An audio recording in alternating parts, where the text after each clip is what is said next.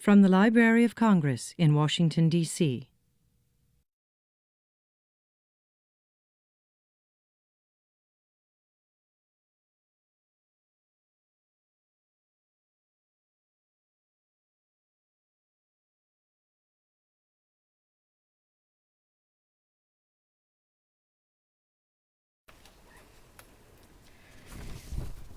All right, I'm Jennifer Harpster. I'm a reference and research specialist for the Science, Technology, and Business Division here at the Library of Congress. That was perfect. Welcome to Like today. to punctuate what you're saying. Welcome to today's program, Looking Homeward Toward Earth, the Power of Perspective. This program is the sixth and final program in the 2012 series, presented through a partnership between our division and NASA's Goddard Space Flight Center. We are currently planning the 2013 series, which will feature NASA scientists delving into Earth and space topics like the Mars Curiosity rover, exoplanets, managing satellites, water issues in India, and hot towers and hurricanes. I am honored today to introduce today's speaker, Chief Scientist of NASA, Dr. Waleed Abdalati. Dr. Abdalati began his journey at NASA in 1996 as a researcher for Goddard's Oceans and Ice Branch, where he analyzed satellite and aircraft measurements of glaciers and ice sheets. He subsequently became deputy scientist for NASA's Ice Cloud and Land Elevation Satellite, otherwise known as ICESat. In 2000, he managed cryospheric science programs at NASA headquarters and was the program scientist for ICESat and RadarSat missions. By 2004, he was head of the Cryospheric Sciences branch at Goddard, which focuses on the behavior of ice sheets, sea ice, and glaciers. In 2008, he became director of the University of Colorado's Earth Science and Observation Center, from which he is currently on leave after being appointed NASA Chief Scientist in 2011. He serves as the principal advisor to NASA Administrator Charles Bolden on science programs, strategic planning, and the evaluation of related investments. Dr. Abdalati received his bachelor's degree in mechanical engineering from Syracuse University and a master's in aerospace engineering sciences from the University of Colorado. His doctorate was from the Department of Geography and Atmospheric and Ocean Sciences at the University of Colorado, and he was one of the first graduates of this program. He has published more than 50 peer-reviewed papers, as well as book chapters and NASA-related technical reports. He has been the featured lecturer and keynote for addresses to the United Nations, the American Institute for Aeronautics and Astronautics, American Geophysical Union, and the Smithsonian. He has been recognized with various awards, including the NASA Exceptional Service Medal and the White House Presidential Early Career Award for scientists and engineers. Today, we will see the Earth from a new and larger perspective. So please join me in welcoming NASA's Chief Scientist, Dr. Waleed Abdalati, to the Library of Congress.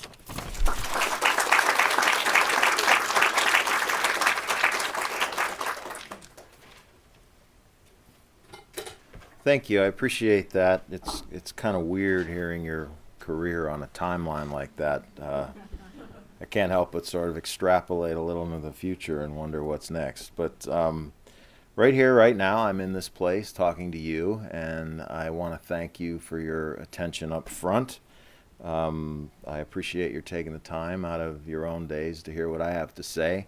I believe what I have to say is important, so I'm glad there are interested parties. I'll let you judge when I'm done whether it was important or worth your time or not. I call this talk Looking Homeward Toward Earth, the Power of Perspective. And the theme here is going to be perspective, because when we look at the Earth in different ways, we see it in different ways. We get a richer, more comprehensive understanding that's really essential to being responsible inhabitants of this planet. But I get a lot of people who ask me, NASA, Earth science, I don't get it. It's not a question, actually. They state, NASA, Earth science, I don't get it. And, you know, if you think about what we do at NASA, we really are about answering fundamental questions that are really at the core of the human spirit. When you break down the human spirit to its fundamental elements, it's really about, first and foremost, survival. Our most basic human instinct is the instinct for survival. It's about exploration, exploring our surroundings. From the time we could stand upright, we've looked upward. And it's about using what we learn from exploration to improve our lives, to improve our situation or station in lives. And all of these are elements that we do in science at NASA, whether it's astrophysics, peering toward the edges of the universe and really back toward the beginning of time, at least as we understand it, or exploring our celestial neighbors. A lot of you have probably heard we recently had a major success on the surface of Mars. Really incredible to see and experience. Here's a little fact. At the time of the landing, there were 14 million households observing the landing, which for 1:30 in the morning is pretty impressive.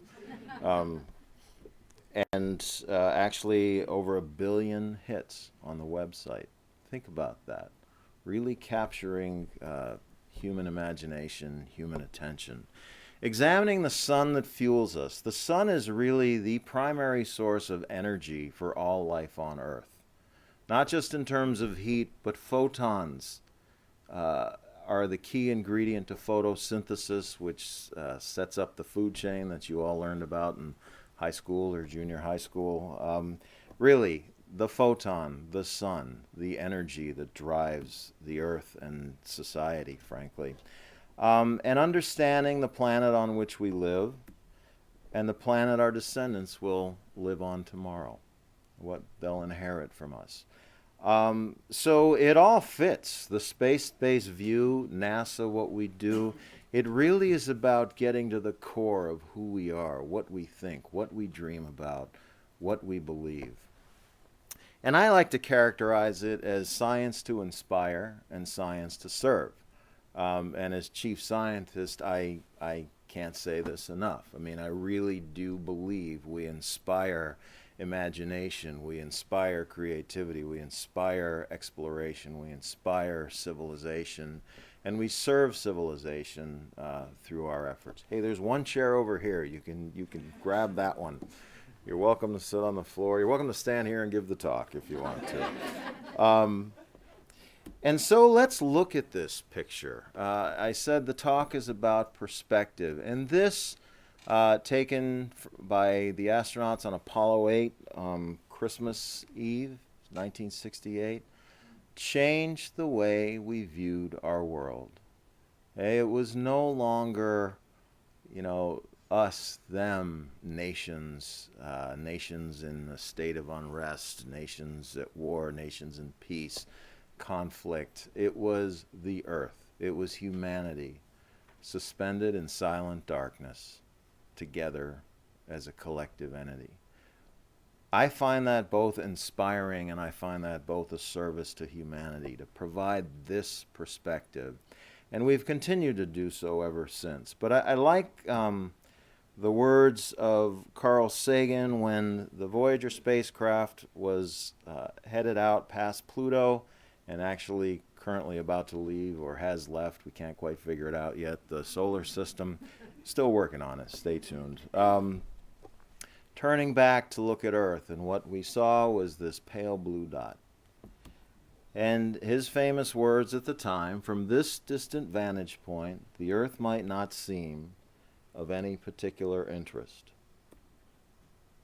But for us, it's different. That's Earth, by the way, in the box. And for those who don't know, that's Saturn in the forefront. But for us, it's different. That's here, that's home, that's us. And when you look at the Earth from that perspective, or from the perspective beyond Saturn, or from the perspective of close to Earth at night and we see the city lights, I assume a lot of you have seen this, but some of you probably haven't, we see a different kind of Earth. Okay, what you see here from this perspective is the human fingerprint on the surface of Earth. And that's the static version of the human fingerprint. This is the dynamic version. Sorry, it's a little bit choppy. But this is aircraft travel. Okay, every one of those, this is a snapshot of aircraft travel. Every one of those every one of those yellow things is an airplane in the sky. And if you've ever played on flightexplorer.com, you've seen it. Now look, as night is over the Atlantic Ocean, we see a lot of the transatlantic flights to Europe, and what you'll see is as day breaks in Europe, we start to see the flying away from Western Europe. I have this for the whole globe. It's actually quite remarkable. But it's not just the static fingerprint of lights on Earth, it's the dynamic fingerprint. And a lot of people say to me when I talk about Earth science and climate, a lot of times I just don't see how humans can have an impact on the Earth. And I look at something like this and I just don't see how humans cannot have an impact on the Earth. And what that impact is, how we view it, how we consider it, really depends on perspective. Okay? And that's what I'm here to talk to you about. And all of this, when you think about it, happens in the context of a very thin atmosphere. Okay? It looks thick in this picture, but trust me, it's thin. It sustains us, the air we breathe, we could not survive. There are many uninhabitable planets out there. This thin veneer of an atmosphere is what allows us to live. It's where we function. It's where those lights are. It's where those planes fly. It used to be where all our balloons flew until earlier today, or earlier this week, when Felix Baumgartner went a little beyond. But it all happens there. So our perspective of our world changed dramatically with the launch of the first TIROS weather satellite in 1958. And here is a little cheesy media for you, if I can get it to play.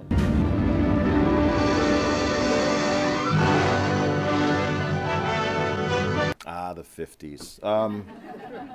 It gets better, actually. But the point here is that with the launch of that satellite, we looked at the world in a very different way. The historic launching of the Thor Able carrying the TIROS-1 in its bulbous nose takes place at 6:40 a.m. A peacetime use of a deadly war missile that promises humanity a new era in meteorology.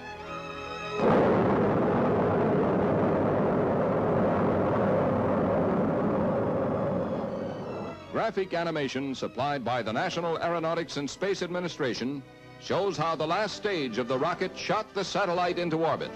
A circular path over the Earth, 50 degrees north to 50 degrees south, between 400 and 450 miles out in space. A flying lady's hatbox that circles the globe every 90 minutes, during which every 2 seconds, the wide-angle lens scans 800 square miles. Recordings it's directed to send back to this receiving station at Fort Monmouth, New Jersey.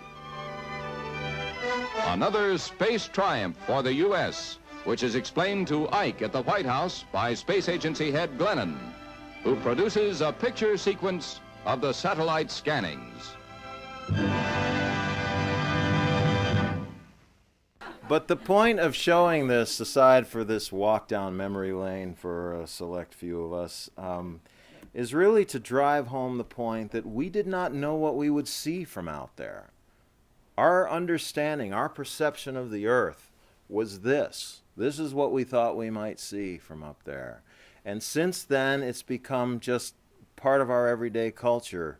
We take for granted our ability to observe the Earth from space and what that allows for us. And we have a fleet of satellites now, these are some of them, that observe the Earth, that provide the perspective, that look at wavelengths we can see visibly, and that look at wavelengths we can't see because there's information contained in them as well. So I want to talk a little bit, focus in on certain parts of the Earth system now. And my own area of research is primarily in the Arctic, a little bit in the Antarctic, mostly on ice sheets, glaciers, and sea level rise. But I dabble, I guess, in sea ice and what's going on in sea ice, in the area of sea ice.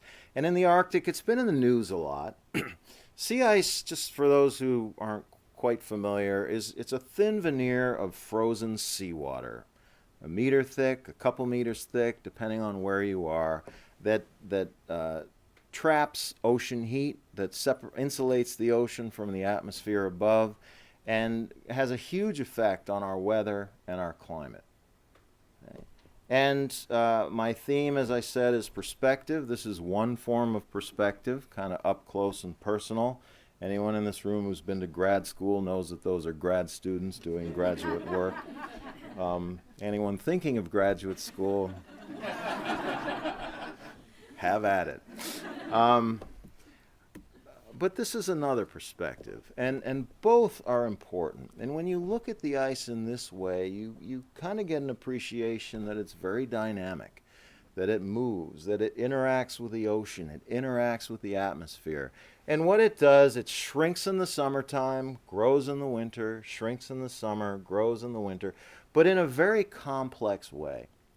Okay, so the three things that, the two main things that sea ice does for our planet is, one, help keep it cool by reflecting incoming sunlight, and two, affect the circulation of the air and the water by trapping energy in the ocean, serving as a barrier, interacting with the ocean through the exchange of energy and salt.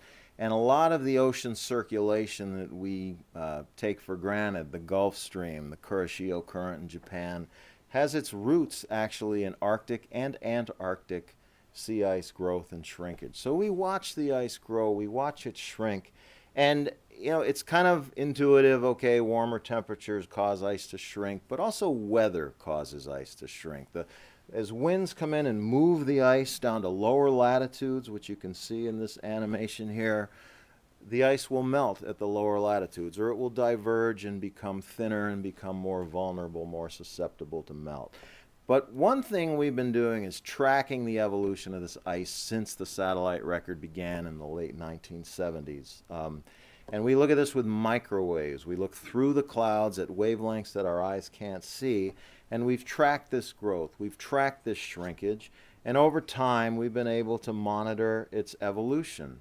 And this is what the ice has done over the satellite record. You see 1979 in the leftmost, and you see this year, 2012, what we call the perennial ice cover. This is the stuff that survives the summer melt. This is the thick stuff. This is the hardy stuff. This is the higher inertia stuff. It's not sort of subject to quite immediate changes in climate. It takes time. And when it goes, even when it grows back, it's thinner when it grows back. Okay? It's taken years to reach the thickness that it's reached. So the disappearance of perennial ice cover is of huge concern in terms of its implication for climate, much more so actually than the seasonal ice cover. So if you look, I'm going to compare 2 years for you. This one, 1985. It's kind of an average year. I just picked that because it's sort of in the middle of the previous 2 decades. Didn't want to go too high, didn't want to go too low. And then the current year, so that you get a sense of the change in distribution. Okay, so this was the perennial ice cover at the end of mid-September in 1985. Okay, and this is what it was this last year. It's a very different circumstance. And I always tell people, don't get too wrapped up around what happens in a single year. Okay, this is where perspective comes in again. What matters is what that means in the broader context. So we see the decreasing ice cover, we see an average, and then we see the transition to the new state or the more recent state. So while we don't want to get too bogged down in a single year, what this year means in the context of everything else is important. And I want to represent it a little bit differently here. That's the graph you just saw on the upper right. What you see in the image is sort of average ice cover, the climatology from 1979 to 2000. And what you see in the white is the ice that you just saw in the previous picture, 2012. Now, there has been a lot of interest in navigating the Northwest Passage, the fabled Northwest Passage, because it provides potentially a much shorter access route between Asia and the eastern United States, for example. Okay? And at the cost of shipping, airplanes tend to fly polar routes. They try to fly the Great Circle route. They're more direct. Shipping, we haven't had that luxury because the shortest route, the Great Circle route, was blocked in by ice. Okay? But if you look this year, that Northwest Passage was essentially open. We saw this in 2007 when the Northwest Passage had opened, and there was a 76-year-old hog farmer, retired hog farmer. I don't think you keep farming hogs when you're 76, who sailed the Northwest Passage with his wife in a boat called the Cloud 9 in 73 days. And that's remarkable that it was navigable. Kudos to the couple that did it. It's a great accomplishment. And when I've said this to people, occasionally somebody who knows a little history about the Arctic would remind me that, well, that was done before in 1903 by Roald Amundsen, who also was the first person to the South Pole. And that's true, kind of. It was done in 1903, 4, and 5. It took 3 years of sailing in, freezing, waiting for the next year, sailing in, freezing, waiting for the next year, and then finally sailing out. It was a very different circumstance. So when I look at the happy couple posing for their picture in the Cloud 9, I can't help but wonder if Roald Amundsen is sort of looking. I mean, look at that guy. Look at the difference between Amundsen and our happy couple. It's a different circumstance than at least one we've been familiar with. And it brings with it opportunity, it brings with it concern, and the only way to really meaningfully recognize those opportunities and address the concerns is through perspective. My own work is more on ice sheets. Let's see, I'll take you on a tour of my research. Here, here, here, here, here. Got really sick here. And it all pretty much looks like this. But it's beautiful, and I'd love to share with you, if I had more time, just what it's like to be there. But suffice to say, these areas are vast. They're very expansive. They're very beautiful. They're very pristine. Really quite remarkable. One thing I like to say, so these were the work tent, the kitchen tent, the sleep tents. This was my sleep tent, and this guy snored. So he is... I joke that if this picture were taken 2 days later, there'd be one less tent in the frame. But these are really beautiful places, but they're changing. And what a lot of people don't realize, Greenland holds the equivalent of about 23 feet of sea level rise. Antarctica, about 8 or 9 times that much. Now, Greenland's not going anywhere soon, but parts of it are. Greenland is shrinking. It is contributing to sea level, as is Antarctica. And the question is, how much? How fast? What does that mean? One thing that's been in the news quite a bit, at least in July, right around July 13th, was the melt on the Greenland ice sheet. We have ways from space of observing melt. This was actually what a lot of my graduate work was dedicated to. Now, what you see on the left, July 8th, 2012, the melt areas are in red, and that was typical. Typically, the most melt we'd see on the ice was about half the ice sheet, maybe 60% of the ice sheet. But for one day in July, we saw 97% of the ice sheet have some wetness on the surface. For those who don't know, the interior is higher. So as you get from the edges, you're going higher and higher up to about 10,000 feet. And that doesn't usually melt. But in July, this happened. And how unusual is that? Well, we've never seen that in the 30-year satellite record. But if we look at ice cores, we actually can find melt layers in the past. The last one at the summit of Greenland, which isn't exactly the coldest place, but it's close to the coldest place, right there. There was a little melt layer from 120 years ago. Before that, it was a couple hundred years. So there have been events. So here's where perspective comes in. The spatial perspective, we looked at that. Oh my gosh, it's melting like crazy. Who'd have thought? We've never seen this before. But the temporal perspective, actually we haven't seen the whole ice sheet melt, but we've seen signs that perhaps it did melt for a year at a time. So the big question is, where are we headed with this? Is this going to become more and more common? It's certainly been in our past, so it's not a shock that that it looked like this. But what's the future look like? And for context, for perspective, we look at the satellite data record in addition to the ice cores. And I put this figure up because this is a microwave image of the ice sheet. So at wavelengths that our eyes cannot see, energy is emitted. In fact, our eyes cannot see the vast majority of energy that's emitted from the surface or reflected from the surface of the Earth. At microwaves, melt looks very, very bright. It's the white you see in the bottom left. This is the area that's melting in Greenland. This is the dry snow up here. And we could track this through time, at least through 30 years, to see what the melt extent or amount of melt has been over that 30-year period. Okay, so now we see how, get away from the one-day event. We've seen that before, okay? But what it means takes on much more significance in the context of at least the last 30 years, what the 2012 melt season looked like in Greenland. And okay, it's kind of intuitive. Ice melts, it shrinks, it contributes to sea level rise. But there are actually indirect effects associated with this melt as well. What you see here is a satellite image of the western flank of the Greenland ice sheet with melt ponds on it. The surface of the ice has undulations in it.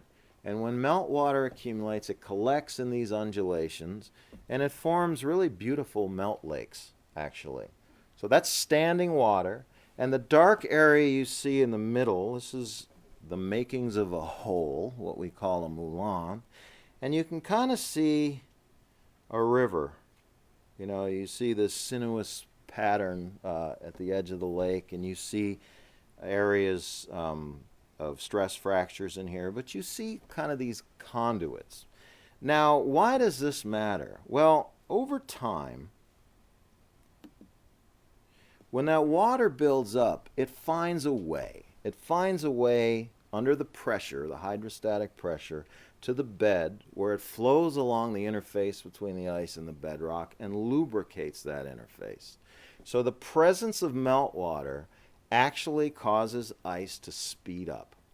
It goes about twice as fast in the summer as it does in the winter in the presence of this meltwater. Now, what does that look like? I talk about perspective. Here's one perspective. Okay, so those rivers that I pointed out, this lake has drained, and now the meltwater is flowing in through this channel. This is what it looks like staring down into it. Again, perspective. This is if you were to go into that hole, you'd have a lovely 1 kilometer ride. It's not lovely, I'm joking. It's actually cold and wet. 1 kilometer ride to the bottom of the ice. Okay? So look at this picture again.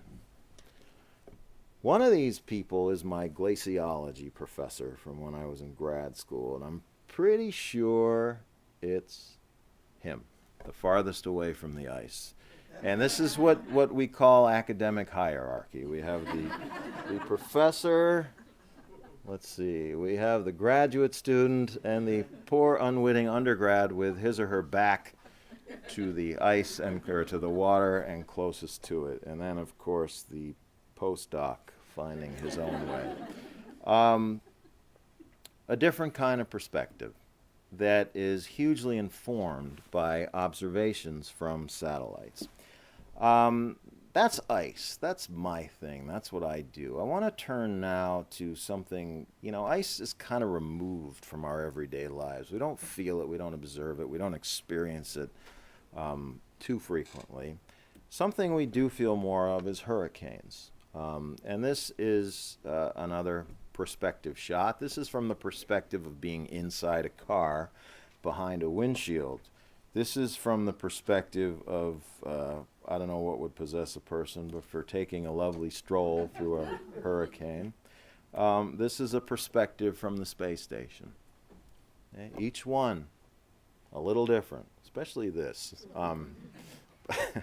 Each one a little bit different, but I want to add now layers to that perspective, okay? When we first started observing hurricanes, we would watch the movement of the clouds. We could understand the structure. You see the eye, you see the band, you see the trajectory that it follows. We learn something that you don't learn on the ground. We're going to now add to that,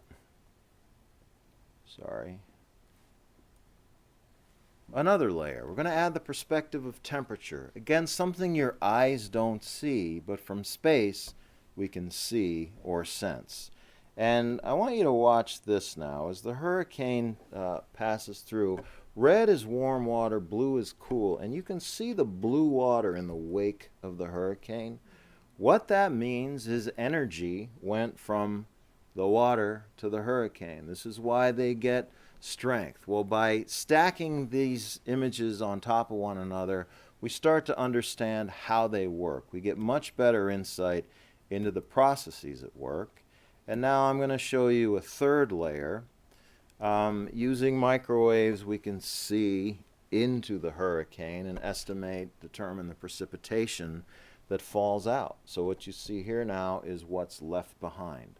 So we can put that all into a story, the trajectory, the energy, the precipitation, and start to understand or dissect these hurricanes. And what you're going to look at now is something we call a CAT scan. So here is the orbiting fleet.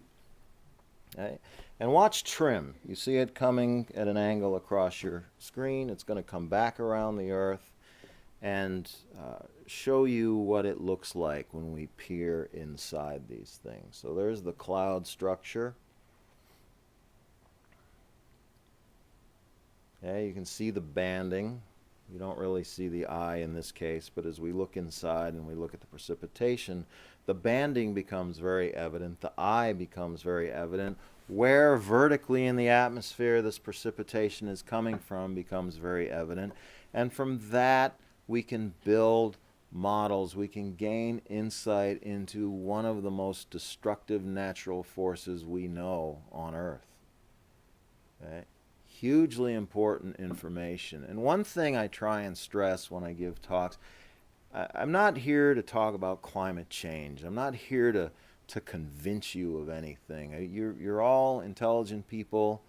You found this room, which is better than I did, so you're already a step above the NASA chief scientist. You're all intelligent. You've all got your own, ways of gathering and processing information. I'm here to share information about the human relationship with the planet. Okay? And I think this is something, particularly in Washington, something we can all agree on. Let's put climate change, man-made effects, let's put all that aside for the time being. Happy to have that conversation, but for now, wipe your mind clean of that and just think about this. Humans have always had a relationship with the planet. And the quality of that relationship really depends on our ability to understand the mechanisms at work. Right? That's what I'm trying to impart to you. So this is one way we learn that. This is another sort of CAT scan of a hurricane, shows it in a little more detail with the precipitation bands. So now I'm going to go from too much water to too little water. Okay, this is a photograph of Lake Powell. Again, a different perspective. And if you're in a boat on the lake looking, you get yet another one. This is Landsat imagery of Lake Powell from 1999 and 2010. Very different. Look at the amount of water, which I think you can ascertain, but it's the darker greens. In particular, look at, I can't find my mouse. Look at the area here. Look at the areas here. And they're essentially dry, or at least shallow and very turbid. They look very, very different. Right? Well, this is about the human relationship with the planet, both recreational and in terms of water resources, as rivers are diverged to provide water to populated areas that need it. Right? Well, this perspective from space really gives us a context for understanding the implications of the actions and that relationship itself. I'm going to go now to drought. Again, one perspective. When you can almost sort of feel. In fact, I get thirsty looking at that picture. I want to show you drought in a little bit different way. We have a mission called GRACE, the Gravity Recovery and Climate Experiment. Forget the pictures for the time being on the left. Just look at the satellites. I want you to understand how GRACE works. GRACE is a pair of satellites that fly one behind the other, about 100 kilometers apart from each other. And when it comes to a gravity anomaly, something heavy underneath it, could be an ice sheet, could be a filled reservoir, okay, something, then the speed of the first satellite, so the satellites are orbiting, let's pretend this is my mass, okay? The satellites are orbiting, the first one approaches it, it speeds up, okay? And the second one approaches it, it speeds up, and then as this one leaves it, it slows down, and as this one leaves it, it slows down. So that the separation of the satellites here and here is the same. The distance between them here depends on how massive this thing, this reservoir, this ice sheet underneath it is. And so orbit after orbit, year after year, we can tell, are the satellites getting further and further apart when they pass this place? Or are they getting closer and closer together? If they're getting closer and closer together, we're losing mass from this place. If an ice sheet is shrinking, the satellites are not as far apart with each pass. If the ice sheet is growing, they're farther apart. Okay, so the same applies to water. Water is mass. Water affects the orbit of the satellite. And so if we look at the top, what we see is surface soil moisture from September, actually, of this last year.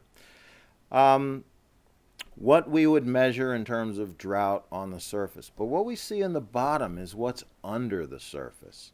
The gravitational effect on the satellites tells us what the water table is doing.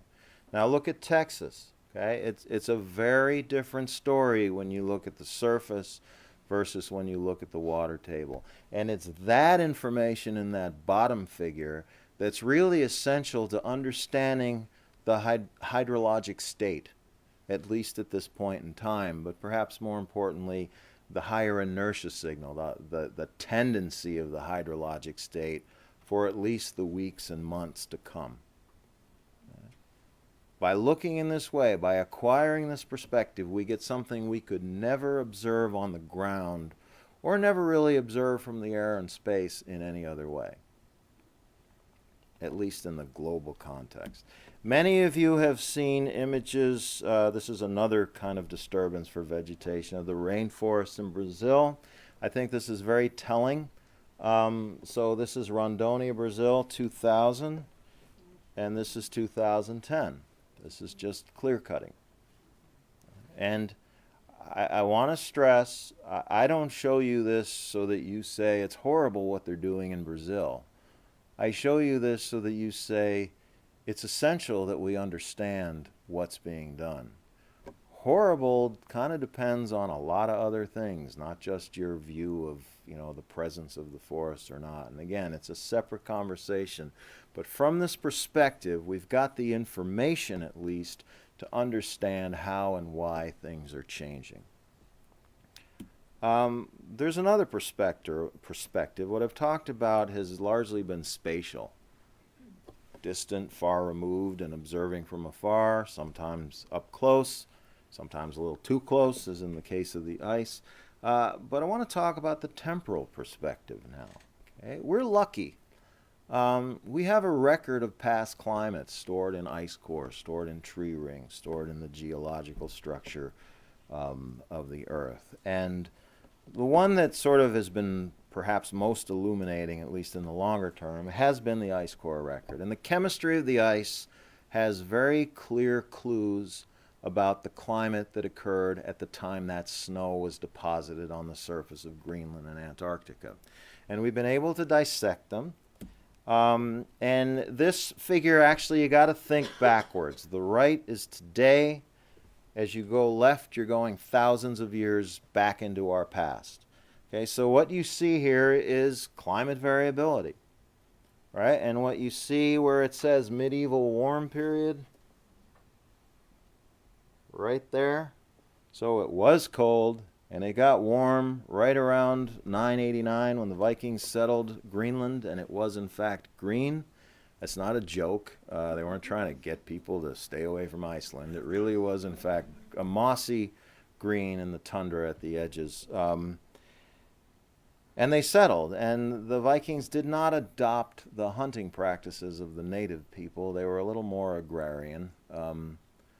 And what happened is a few hundred years later, you see, we moved into the Little Ice Age. And that temperature change was such that the Vikings couldn't hack it in Greenland.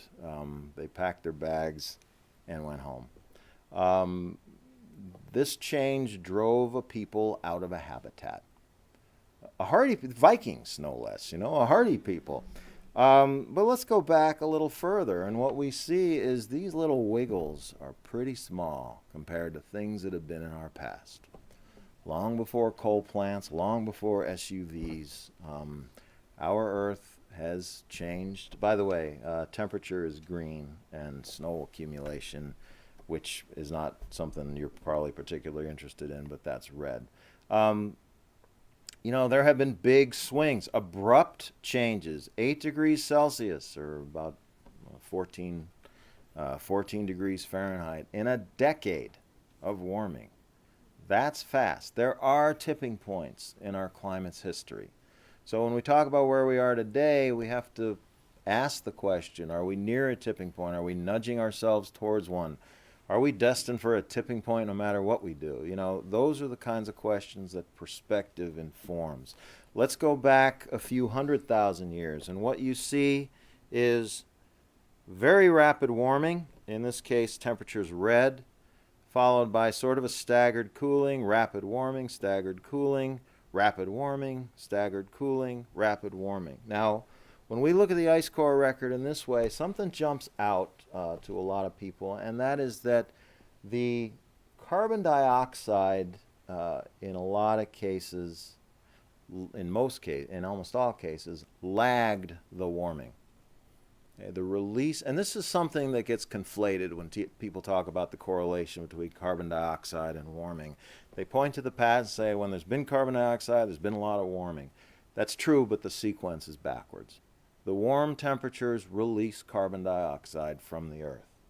Okay, but if we look at today, look right there. We're in a different place now. We've flipped it. It is not that temperature is driving the carbon dioxide release. The carbon dioxide release is happening, and we're past what we've seen, at least in this climate history, and the temperature is what's following. Okay. What that relationship is, what it means, and ultimately what to do about it depends on information. It depends on perspective. It depends not just on, looking at what's happening and trying to figure out the mechanics of it through the observational perspective or the spatial, but looking back in time. What have those relationships been? What do they mean? How is today different or similar? And then I want to talk about choices. What this is several different carbon emission scenarios for the future that we use in our models to figure out what climate will look like with these various scenarios. Some of them have carbon continuing to ramp up. Some of them have us reaching some state where we actually lower our carbon, and you can see that. This is not a graph of temperature with time. It's a graph of fuel CO2 emissions. Okay? And the reason I'm putting this up is just to show there are choices we make about our future that impact the environment in which we live. And this is where science and policy converge. And you really, if you want to talk about if you want to talk about sort of positive steps for the future, it takes both science and policy. It takes honest science, challenged science, informed science, and it takes informed policy that then gets wrapped up with a lot of other stuff like values, like technology, like opportunities, like goals. What are we trying to do here? Forward movement, and I put this up because this is a whole bunch of perspectives. These are kind of all the perspectives.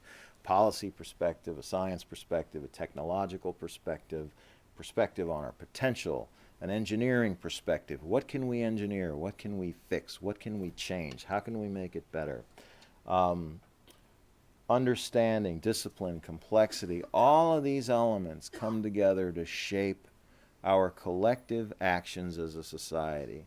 And I argue that this must be grounded in science, in knowledge, and that knowledge must be acquired from the point of view of the appropriate or a number of different perspectives.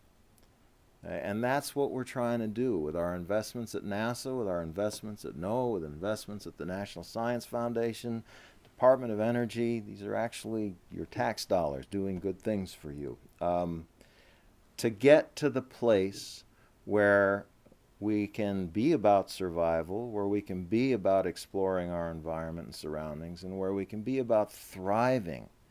I don't like sort of focusing on our very survival depends on it. It may well, actually, and I do believe that, but I think the more productive conversation to have is, how do we make the best future we can make?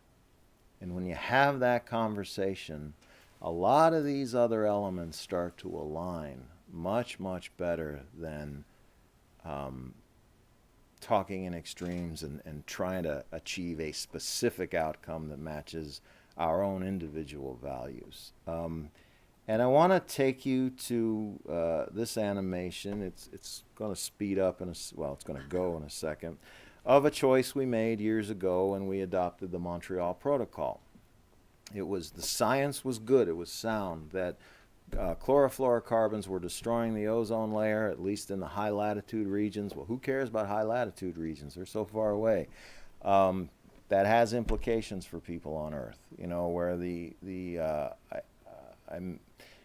I think the statistic I know the statistic I was quoted, what I think it really is that residents of New Zealand have a 400% greater chance of getting skin cancer, just by virtue of being that far south to where the ozone layer has been reduced. We made a choice. We understood the science. We pulled the policy levers. And we had a choice between two futures, one with the protocol and adopting our behavior, or adapting our behavior, and one without. So this is going to take us through 2065. And up until now, it's been about the same, both worlds, because it takes time for this ozone regeneration to occur. But just watch it and think about what you're seeing. Okay? Blue is bad. Blue is low ozone levels, high ultraviolet radiation. So we now would see what appears to be a world that is worse than the worst we saw in Antarctica when this problem was first recognized. Global warming, climate change is a very different beast to tackle. So I don't want to convey or imply that they're similar or identical, but where there are similarities are in the fact that they were built on science, they were built on a shared set of values, they were built on a collective understanding, and they were built on a recognition that all of those things can come together to make life better for people. So, I often talk about the Earth being a mosaic of stories, a lot of little stories telling one great big story. And we use our perspective to put all the pieces together. Okay, to put the tiles of the mosaic together so we can step back and look at what the picture is. Okay? And the key to this is really perspective. This is one form. This is this is a friend of mine with his head in the well, what would later, well, never mind. His head in a hole in the snow. Some of you who've gone camping in snow can figure out what that was later going to be. This is one perspective. I'll just call it up close and personal, but you understand that sort of the peripheral vision is obstructed by this sort of approach. And this is another perspective. What we do, we put satellites in space to orbit, to observe, to look at different parameters of the Earth system. And then at the end of the day, I just want to close with this final thought. I want to come back to where I started. When we looked at the Earth in this way, it changed everything. And by still looking at the Earth in this way, or complementary ways that were enabled by this kind of perspective, we can still change everything. What change means, what the right change is, that's something that requires healthy, robust discussion. It requires information, and it requires perspective. And I would argue that the perspective we provide at NASA with our assets and in conjunction with our partners is really the foundation for a future in which we don't just survive, but we actually thrive, we flourish, we excel. So thank you. I will leave it at that, and I'm happy to take any questions that anyone may have.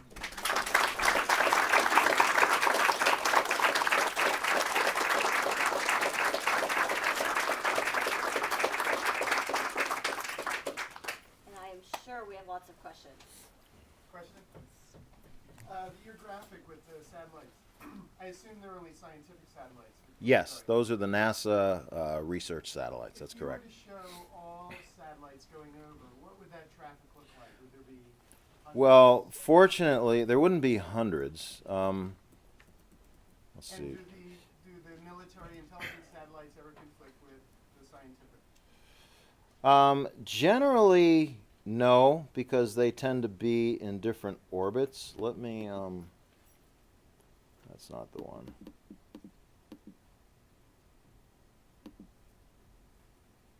Isn't there a lot of garbage out there as well? There is a lot of space debris, because what happens is, as satellites orbit, over time, they run out of fuel or they cease to function, and their orbit, if you can't keep adding thrust occasionally, their orbit decays. So there are some pretty cluttered areas of space.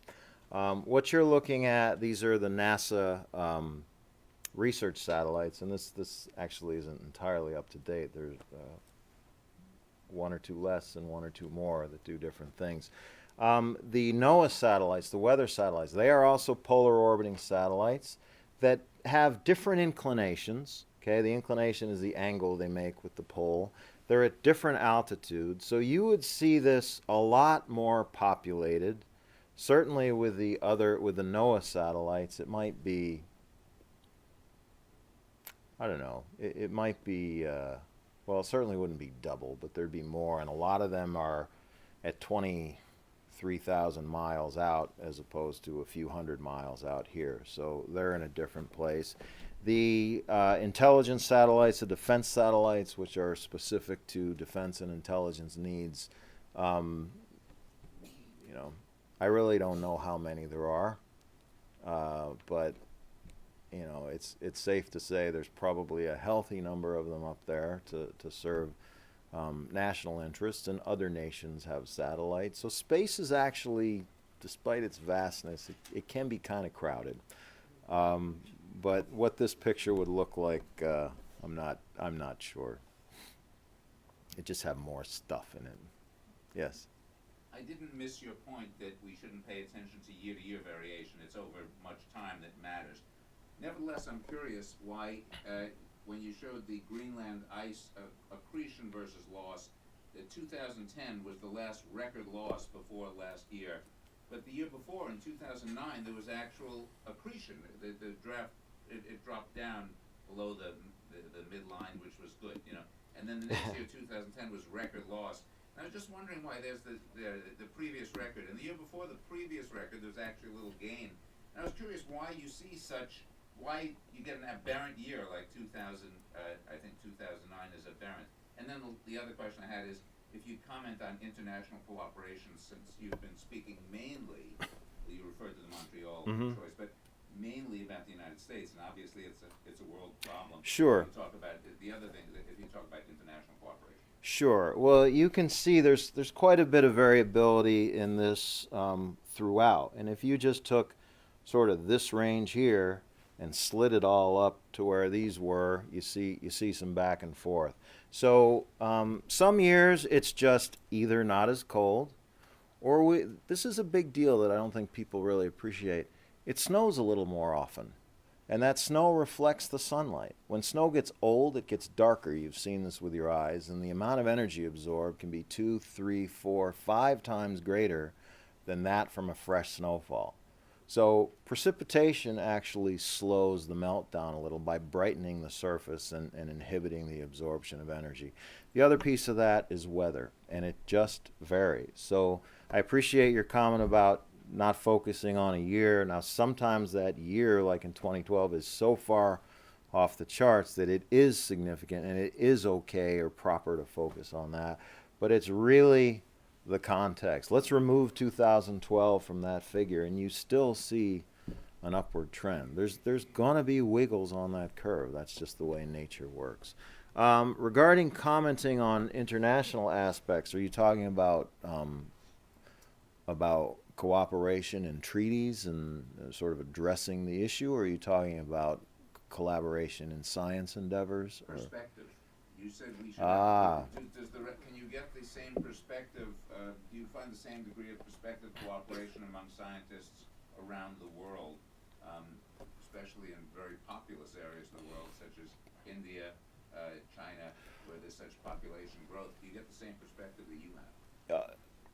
Among scientists, yes, because it's about the data. What do the data say? Now, where there is divergence is what you do with that information, and this is where the value system comes into play. And sea level rise may look very different to someone living in Bangladesh than to someone living in Vail, Colorado. You know, the propensity or strength of hurricanes or typhoons looks very different to low-lying coastal nations subject to storm surge. So let's take the Amazon rainforest. So, you know, if economic livelihood depends on a certain relationship with the earth, the implications of changing that relationship affects some much more than others. And that's where there is divergence, and understandably, because that's where the values come in. And that's a part of the equation, I think, that doesn't get enough attention, that could benefit from more attention in the scientific discussions and domain. Okay? You want to call, or should I? There's a couple hands back there. We'll take you both. Yeah. At the same time, go. Is it, I have two questions real quick. Am I making the wrong link in my head with this data? When you're talking Greenland and the melt in 2012, I was looking at the dates, and what happened in Washington, D.C. the weekend before that, June 30th, July 1st, was that huge windstorm where all the trees came down. And I was working in the yard with a bunch of teenagers. Well, they were in the shade. I was working in the yard. And for that whole week, it was Kids over today. 100 degrees. Yeah.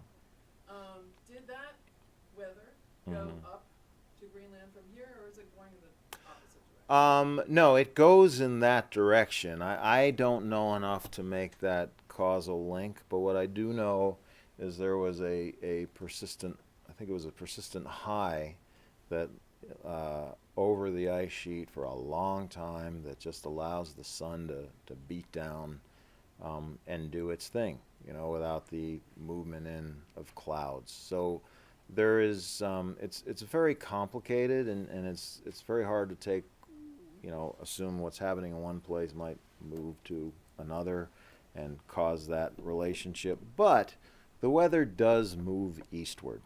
And depending on, how the jet stream is dipping down and moving up, it can also move eastward and northward. So those kinds of things are actually perhaps more coupled to the sea ice, because you can blow ice around. The presence of wind separates the ice, makes it thinner, more susceptible to melt. So they are related, but I can't trace this to that event. What do you think I asked astronaut Grunsfeld once how much he thought that if more people saw Earth from space, would it change our view, the overview effect, which is we look at Earth and we see no national boundaries, we see the damage that's been done. How much do you think that space tourism, a la Virgin Galactic, Explore, etc., having more people see Earth from space will help promote a more planetary concern about these larger issues? I think it will have a profound impact on the individuals that actually do it. How that translates into societal impact, I don't know. It ultimately depends on what those impacted individuals choose to do. Presumably they would be people with resources, or they would not have gotten up into space anyways. And so, although as time goes on, it will become more and more within reach. So if I extrapolate into the future, where it becomes much more accessible to everyday individuals, I do think there would be a collective elevation of consciousness. But in the nearer term, it will be a small group of people, and it really will kind of depend on what they do with however moved they may or may not be. I can't imagine not being, but, I'm not everyone. The gentleman. Going back to that bar graph you had up there, I'm curious, how the NASA's ability to make these measurements in space, how have they changed from the beginning of the satellite era in '79 to now? When you look at that graph, you think you measured the same way for 30 plus years, but is that true? This graph was generated on the same kinds of measurements, and this is actually a wonderful thing. In 1978, we launched the Nimbus 7 satellite with a particular microwave sensor on it, and we learned all kinds of great stuff we could do with it. In 1987, the Department of Defense took that capability and built it into its operational Defense Meteorological Satellite Program activities. So NASA stopped. We didn't have to do this anymore. This is a perfect, what we call, research to operations. And the great thing about that, so the Defense Department is always going to care about weather, and they've launched roughly carbon copies of this instrument ever since. So the great thing about it is we get a consistent record where we don't have to worry too much about changes in techniques and how do they map to one another. In addition to that, however, in Aqua was 2000, right?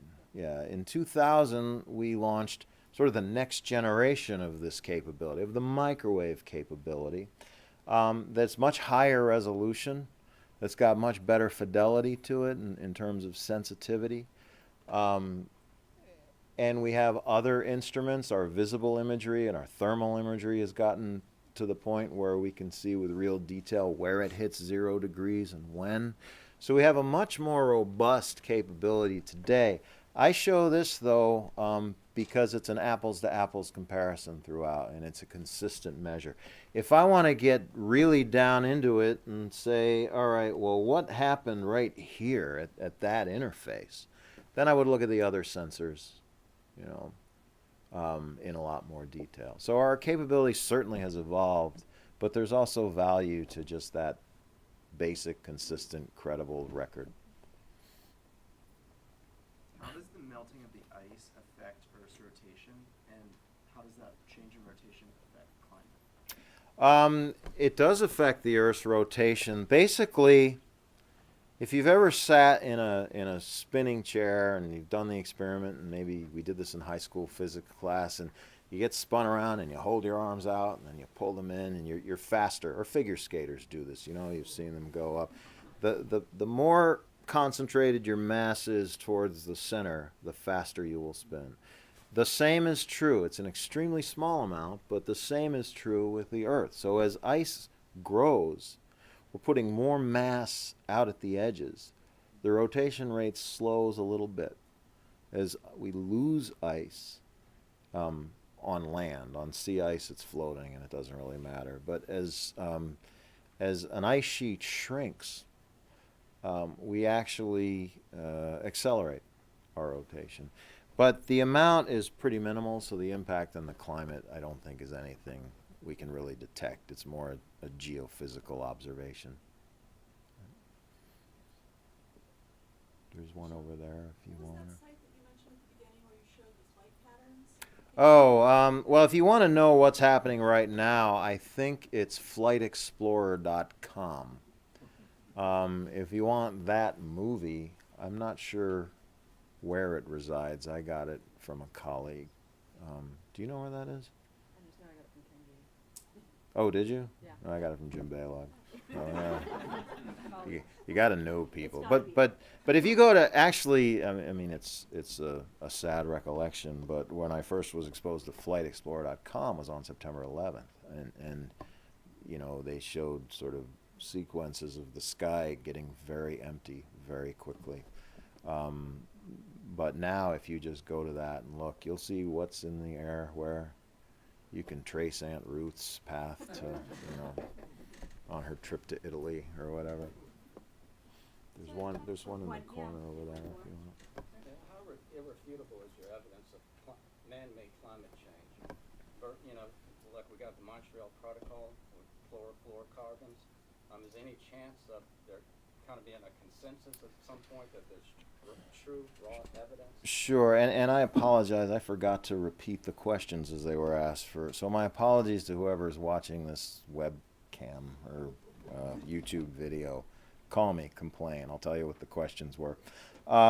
So this question was, how irrefutable is the evidence of man-made climate change, and how does that, is it like ozone in that regard, where we just have this solid case? You know, we talk in science about consensus, and we talk about fingerprints of change, and the consensus is that humans are contributing the majority of today's climate change. That no one can dispute the statement that that is a consensus. People may take issue with it, but the consensus among scientists who do work in this area is that that is the case. The nature of the change is consistent with anthropogenic human-made warming. And as an example, you know, I in the simplest terms, if you put heat-trapping gas in the atmosphere, it will trap heat. Well, what does that mean? Well, if it's in the troposphere, if it's in the first 10 kilometers, it'll keep that heat low. And what that does is deprive the heat from reaching higher. So actually the stratosphere, the higher elevations, cool. And that's what we're seeing. And that's one example. There are a number of sort of lines of evidence that make this case. But it's different from ozone. And there were skeptics about the ozone situation as well. You know, if we stop production of chlorofluorocarbons, what will that do to industry, to business? We got to find more expensive alternatives. But it was pretty cut and dry. There were affordable alternatives. It was kind of an easier, more tractable challenge to address. This one becomes much more complicated. And so what ends up happening is, I think, you get the conflation of the science and the values. And that makes some people less reluctant to agree with the consensus. And in fairness, that makes some people just ready to jump onto that consensus. You know, right on, that's what I thought for 20 years, you know, that kind of thing. So because it's so complicated, and because the implications of addressing it are huge, I mean, really, that can't be underestimated. We have a different scenario than ozone. So is the evidence irrefutable? Let me put it this way. The evidence is very compelling to most of us who sit down and look at it. How that translates into action brings in a whole other set of variables that require a lot more people who are generally smarter than I am. All right, well, thank you. All right, thank you. This has been a presentation of the Library of Congress. Visit us at loc.gov.